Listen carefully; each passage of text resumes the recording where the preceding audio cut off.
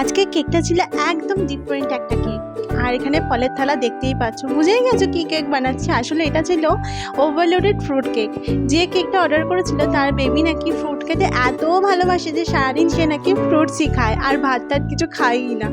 তো যাই হোক, আমাকে যেরকম বলেছিল যে তুমি কেকটা ওভারলোডেড ফ্রুটের মতনই করো, মানে সমস্ত রকম ফ্রুটস দিয়ে কেকটাকে সাজিয়ে দিও যাতে কেকটা খুব সুন্দর দেখতে লাগে। আর সত্যি কথা বলতে কেকটা আমি প্রথমবার বানাচ্ছি, মানে এরকম টাইপের কেক র ফ্রুটস দিয়ে।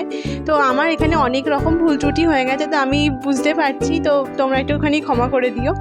যাই হোক, কেকটা ছিল 1 পাউন্ডের একটা ম্যাঙ্গো ফ্লেভারের ওপর কেক। তো কেকটাকে আমি যথারীতি সমস্ত রকম ফ্রুট দিয়ে সাজানোর চেষ্টা করেছি, অনেক রকম কালার ছিল, সামনে থেকে খুব সুন্দর দেখতে লাগছিলো কেকটাকে। তো তোমরা কারা কারা ফ্রুট খেতে ভালোবাসো তারা আমাকে একটা কমেন্ট সেকশনে ইয়েলো হার্ট দিয়েছে অবশ্যই।